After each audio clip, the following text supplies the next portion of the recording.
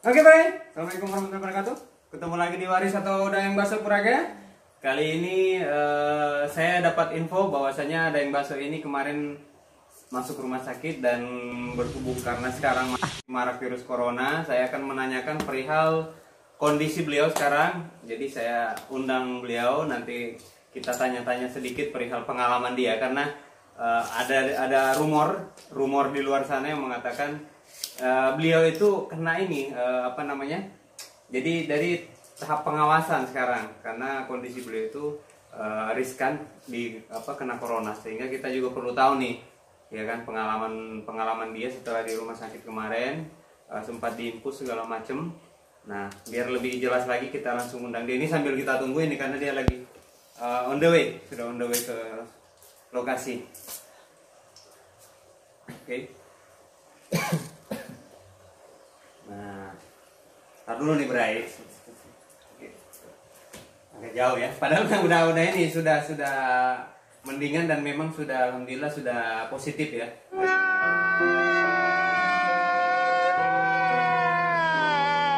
Sorry, sudah negatif. Bukan positif tapi negatif ya. Negatif. Oh, udah negatif. Gimana jadi teman-teman ini tentunya pengen tahu karena memang sekarang ini lagi rame nih pemberitahuan perihal virus corona, dan memang Dayang Baso Puraga ini kemarin sempat dirawat dan dapat infus dari pihak kedokteran, pihak rumah sakit. Namun kami sebagai teman ini, termasuk saya kan subscribe-nya juga Baso Puraga, pengen tahu nih, kepo dikit gimana pengalamannya selama masa perawatan kemarin itu, gimana ini perasaannya, karena tahu sendiri radius rumah sakit itu kan seperti apa gitu. Iya, itu pas kemarin dirawat sudah mau putus asa juga, sudah takut. Takut saya positif atau negatif ini. Awalnya tidak mau berobat, isolasi diri saja di rumah sendiri. Karena pertama itu merasa sendi-sendi ngilu, terus meriang. Nah itu langsung apa ini gejala corona kan? Udah sempat kepikiran di situ, saking khawatirnya ya, karena khawatir ya. Udah langsung tuh mikir, cari-cari informasi. Benar tidak ini kan? Nyari referensi bagaimana itu gejala-gejala virus corona. Pertama merasa meriang. Terus badan pegal-pegal, merasa ngilu, semua sendi. Semua sendi. Baru tenggorokan kering. Alhamdulillah ini tidak terlalu kering. Jadi kayak radang gitu ya? Iya, cuma kayak radang. Cuma mikirnya mungkin karena kebanyakan merokok. Oke. Karena memang sebelumnya merokok. Itu bukan karena habis olahraga atau aktivitas lainnya mungkin yang menguras tenaga sehingga kondisi fisiknya nggak stabil gitu, bukan pengaruh itu atau gimana ini awalnya? Bisa jadi karena sebelumnya juga itu kan memang kita lagi bersih depan rumah. Terus pokoknya semua yang barang-barang tidak penting, kayu-kayu, daun pohon-pohonan, ranting itu dibersihkan semua. Got kita gali-gali semua. Jadi mikirnya juga apa karena dari kotoran barang-barang itu mungkin ada virus, orang lewat meludah atau apa, nyangkut virusnya atau apa, terus tadi lupa cuci tangan langsung ngambil ngerokok. Nah itu yang bikin khawatirnya juga. Dan terus siangnya tuh memang lapar, mau pulang, ntar aja dulu dah. Nah pas nyampe rumah ternyata nggak ada makanan, dan sebelumnya juga habis berjemur. Sebelum kejadian itu berjemur. Karena kemarin dapat itu informasi katanya berjemur sampai jam 11. Itu estimasinya. Pokoknya minimal setengah jam, maksimal 1 jam. Ya minimal intinya harus ada interaksi dengan matahari lah ya, suhu badannya. Dan ternyata pas setelah sakit, saudara di Makassar itu kan ada perawat juga. Dia memberikan informasi kalau kita berjemur itu dari matahari pagi sampai jam 9. maksimal jam 9. Karena matahari di atas jam 9 itu nggak bagus buat kesehatan. Oh, oke. Karena kita garis melewati garis khatulistiwa matahari kita itu, jadi kurang bagus. Oh, itu masukan dari kerabat yang kebetulan lagi perawat juga ya di Makassar ya. Oke. Juga akhirnya jadi apa karena ini kelebihan vitamin kah atau apakah? Akhirnya ya sudah, pasrah saja, udah nggak, pokoknya nggak mau keluar rumah lagi, udah diam aja di dalam rumah. Tapi setelah 2 hari itu udah merasa enakan, tapi mau makan ini malah muntah-muntah terus. Wah, mual gitu ya? Mual. Makin takut akhirnya tuh. Terus pergi berobat. Nah setelah berobat ngecek, tanya dokter, dok saya sakit apa? Mah kata dia, alhamdulillah itu merasa leganya tuh, wah ternyata mah bukan. Itu hari keberapa terus tiba-tiba inisiatif mau ke dokter atau ke rumah sakit? Sementara kan sekarang kita pahami kondisi sekarang tuh situasinya agak riskan, kalau ke rumah sakit kan banyak. Itu sudah hari ketiga. Karena bukan hari itu langsung ke rumah sakit. Bukan juga. Enggak. Karena paling meriang kecapean.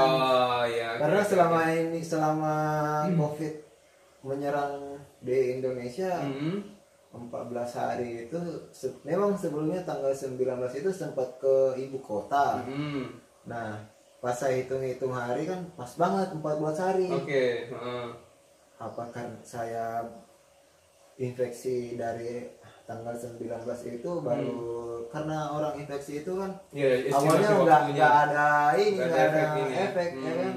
Setelah 14 hari baru ada efek, ada gejalanya. Jadi pertimbangan juga itu akhirnya inisiatif ke rumah sakit. Inisiatif ke rumah sakit. Sempat dulu kan saya tanya ke Amri, masih ada nggak itu yang tes COVID? Oh iya, yang udah saya bilang udah bergeser karena memang mereka kelilingnya. Oke. Karena kalau memang masih ada, saya mau keluar itu buat ngecek di sana. Karena takutnya ya itu juga. Tapi ke klinik akhirnya dia cuma bilang, "Ma, ya sudah pulang minum obat masih muntah." Jadi walaupun cuma minum air putih 2 teguk 1 teguk nggak cocok terus. Memang benar lambung. Akhirnya ya udah ke rumah sakit. Nah sampai di rumah sakit dokternya juga itu kadang kalau kita periksa, kalau misalkan sebelum ada wabah COVID kita memang dibuka bajunya lebih ini ya, perutnya di ekstra top itu benar nggak ini lidahnya disuruh keluarin, disenter ke dalam-dalam, matanya diperiksa, ini nggak ada sentuhan. Jadi cuma stetotop dia tuh periksa jantung, udah. Oh gitu, cuma gitu. Iya cuma gitu doang. Mungkin habis itu udah diam, kata dia ini aja ya disuntik cairan. Iya nggak apa-apa. Nah pas disuntik cairan, kok rasanya masih sama aja, terus jantung masih tetap tuh nggak stabil ya. Makin kencang. Sampai kemarin tuh sebelum ke rumah sakit, wah udah jalan dikit aja, langsung tepar itu. Pokoknya jalan dikit tiduran di lantai, nggak kuat. Udah kayak orang mau keratul maut. Mungkin Israel masih ini kali ya, masih sibuk dengan betul. Lain, jadi belum sempat. Iya, karena banyaknya di luar sana yang harus ditangani, akhirnya dia lupa di sini ada juga satunya. itu karena keberuntungan berarti ya. Terus akhirnya gimana? Alhamdulillah masih diberi nyawa yang panjang. Akhirnya ke rumah sakit. Udah mas, udah lambungnya udah nggak ini kan, ditanya dokter kan, lambungnya udah nggak perih lagi kan.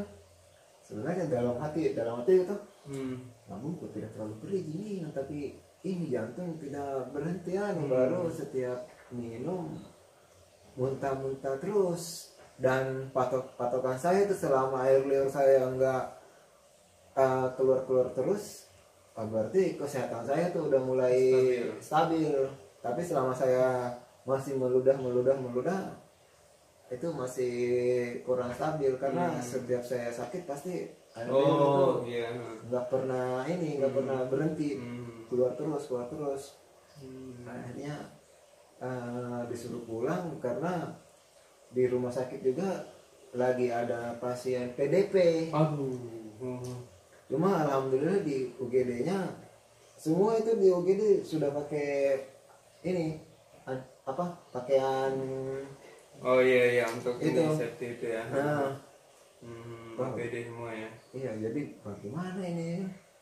Mau nggak masuk, saya di rumah nanti makin parah. Betul. Kalau masuk nanti corona, apalagi yang sulit juga bilang bagaimana kalau tidak mau makan, mau dibawa ke rumah sakit, di mana-mana ada pasien corona. Iya benar, riskan sih, memang riskan. Jadi ya sudahlah, setelah dia pergi ya udah harus berani. Dan pas nyampe situ ada salah satu dokter, dia masih santai di situ, masih belum pakai pakaian itu, jadi APD. Belum pakai APD namanya, alat pelindung diri. Jadi alhamdulillah berarti di sini UGD-nya masih steril ya. belum terkontaminasi. Akhirnya ya sudah istirahat di situ, sambil itu mereka suster, mantri, dokter itu lagi panik karena salah satu pasien di situ ada yang PDP. Dia ditaruh di kamar VIP. Nah, mungkin kamar VIP dia tuh cuma dikit, terbatas ininya. Terbatas. Atau mungkin ventilasinya di situ gampang buat ke ruangan lain atau apa. Untuk sirkulasi udara ininya. Jadi wah kasihan juga ini mereka dokter-dokter ya kan. Mereka yang berada di baris paling depan tapi diteror begini. Betul. Nah, udah ditanya, udah mas pulang aja ya. Akhirnya saya ini paksa, mas dok saya belum makan dari kemarin, ini minum aja langsung muntah. Bisa nggak minta tolong 1 botol aja nih buat ini cairan masuk lagi infus. Memang tadi di klinik dikasih apa? Wah apaan ya, di rumah nggak ada orang buat minta tolong dikirimin itunya kan, obat dari dokter. Di kliniknya apaan? Takutnya dia ngasih obat ini yang dia A ini B, nggak sinkron ya. Malah makin parah atau muncul penyakit lain. Akhirnya alhamdulillah rumahnya dekat dari sini, dari rumah sakit ke rumah. HD balik dulu dia ambil obat. Nah setelah dokter melihat obatnya, oh ini nggak ada buat lambung kata dia. Ya udah nggak apa-apa, diinfus dulu vitamin masuk. Jadi akhirnya diinfus itu ada fotonya tuh diinfus. Setelah itu akhirnya kita pulang. Dan pas diinfus tuh biar kita nggak tegang mikirin wabah itu kan, akhirnya kita bercanda aja. Bercandaan biar nggak tegang kan? Biar nggak tegang. Apa aja lah juga kan ya. Apa aja lah kata-kata keluar di situ, sampai kebun binatang, sampai apalah pokoknya udah rame lah pokoknya. Iya rame. Cuma tapi posisinya di VIP atau di Bansal biasa tuh gimana, ruangan biasa? Di Bansal biasa, di UGD. Oh UGD-nya. Iya. Nah UGD alhamdulillah juga pas kemarin lagi sakit ditaruh di sana itu cuma ada 2 pasien yang datang. Jadi pertama tuh saya itu masih bersih, masih steril, belum ada satupun pasien. Saya terus nggak lama datang tuh pasien ini tetanus. Jadi dia minta disuntik tetanus karena mungkin lukanya dia belum bersih atau apa. Akhirnya lukanya tuh dibersihin. Dia ada itu yang melihat kemarin, lukanya dibersihin, disuntik tetanus, habis itu langsung disuruh pulang. Pak langsung pulang aja ya. Jadi setiap orang yang datang ke situ langsung disuruh pulang, nggak ada yang berani disuruh lama-lama. Biasanya kan kita kalau rumah sakit kayak sakit saya kemarin itu pasti disuruh nginap. Karena dikhawatirkan tadi itu karena ada pasien yang di dalam. Radiusnya nggak begitu jauh dari ruangan yang ditempatin kemarin. Iya, habis itu nggak lama, selang 1 jam atau hampir 2 jam lah, ada lagi pasien penyakitnya sama. Nah kalau dia memang disuruh nginap karena bulannya tinggi 500 bulannya. Iya, jadi kasihan dia tuh ibu-ibu. Tapi dari pihak keluarga dia nggak mau.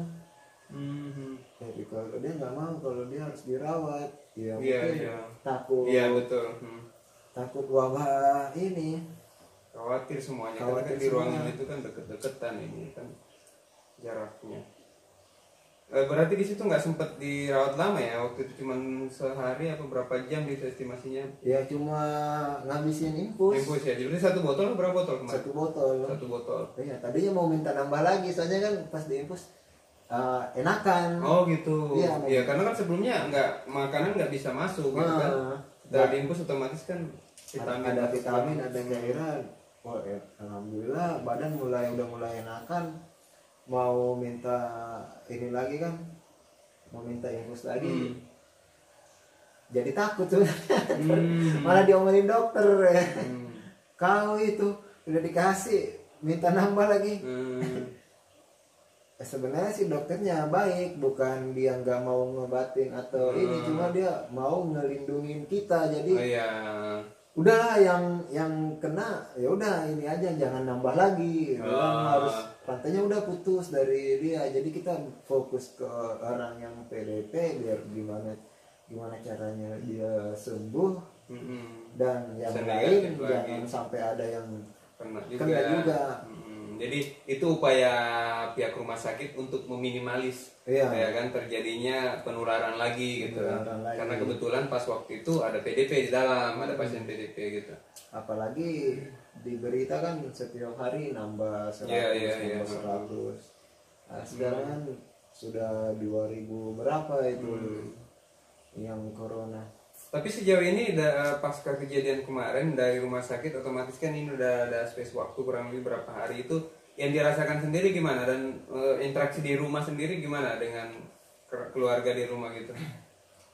Ya alhamdulillah setelah dari sana udah enak. Terus kemarin udah mulai berjemur. Udah mulai mau ngangkat-ngangkat berat, cuma sama adek nggak boleh, udah nggak usah. Iya. Nanti malah sakit lagi gitu kan. Ya buat jaga-jaga mendingan jangan terlalu banyak aktivitas dulu ya. Terlalu banyak aktivitas dulu. Jadi kalau misalkan mau kadang ngambil makan aja sampai diomelin sama dia. Udah diam aja. Tadi ambilin nggak tadi? Tumben lebay dia kadang. Padahal biasanya agak ini orang. Padahal biasanya paling males kadang. Paling males tidur terus. Ya kecuali kalau biasanya kan perempuan itu cepet ya. Oh begitu. Jadi setelah dari rumah sakit itu sudah mendingan ya sekarang ya. Alhamdulillah ya.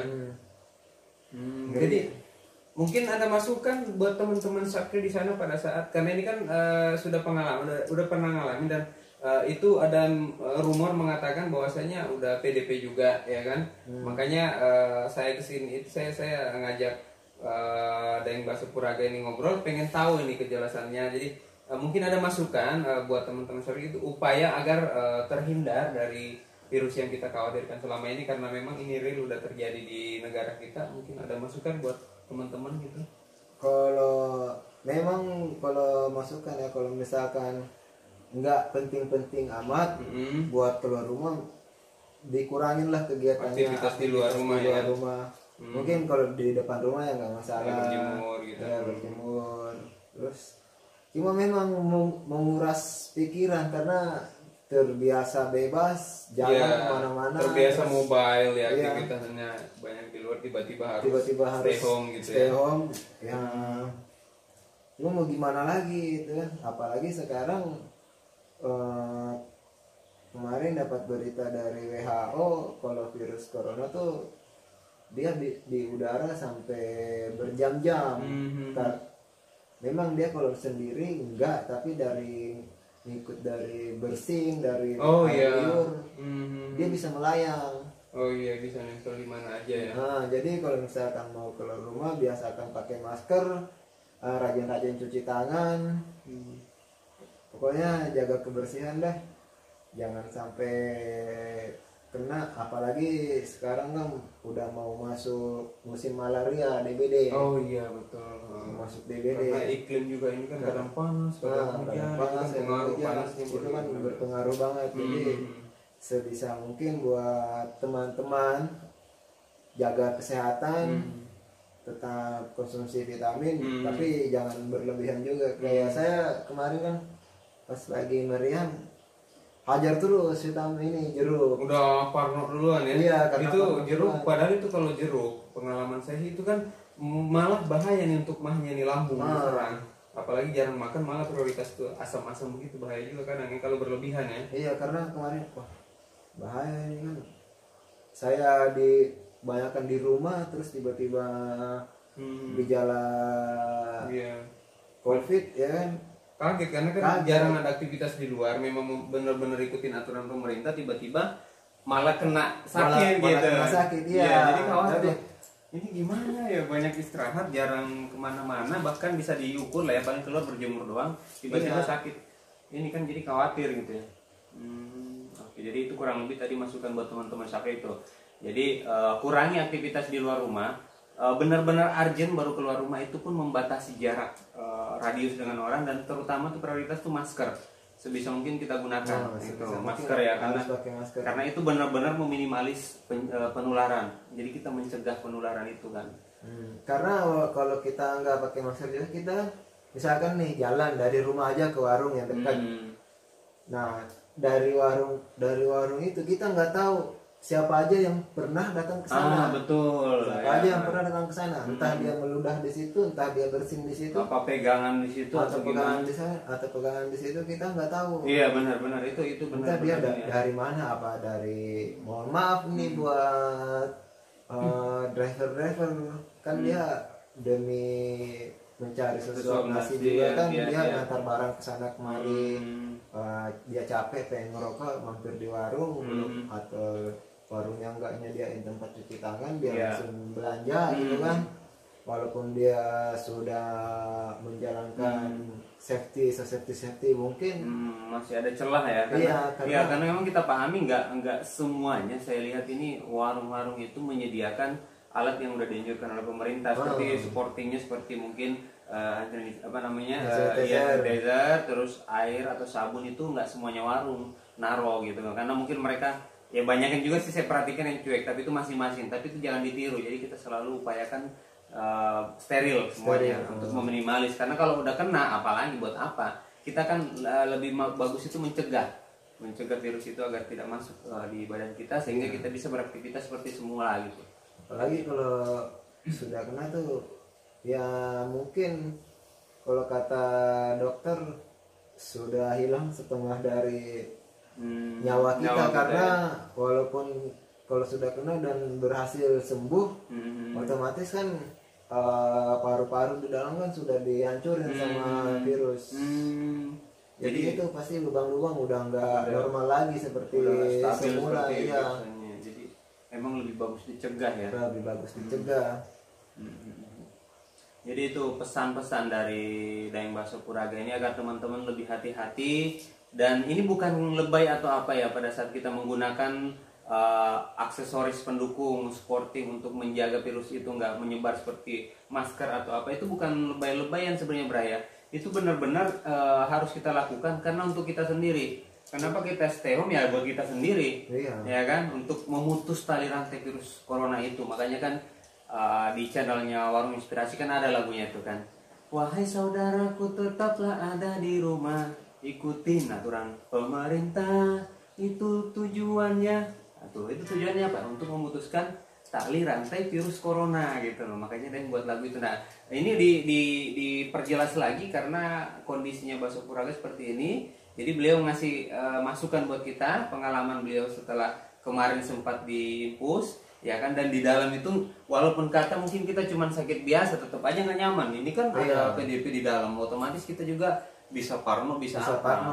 Bisa. Jadi yang tadinya mungkin sakitnya cuma biasa bisa jadi parah karena kepikiran terus gitu loh. Jadi apalagi kita juga cuma misalkan cuma baca berita, itu gangguan otak tuh pasti. Iya, karena kepikiran ya. Jadi pengaruh sama stamina ya. sedikit, walaupun cuma sedikit pasti keganggu. Otomatis Parno kita merasa meriang, padahal sebenarnya badan kita mah nggak apa-apa. Karena berita-berita orang katanya yang simpang siur lah ya, ada yang hoak lah, ada yang nyata, yang benar adanya gitu. Jadi kita memang harus benar-benar bisa menyaring dari beberapa berita atau info-info yang ada di luar sana. Itu jangan semuanya kita ambil, karena terkadang itu ada juga yang hoax. Jadi nggak semuanya benar, karena ada juga orang yang kadang nyari sensasi atau gimana.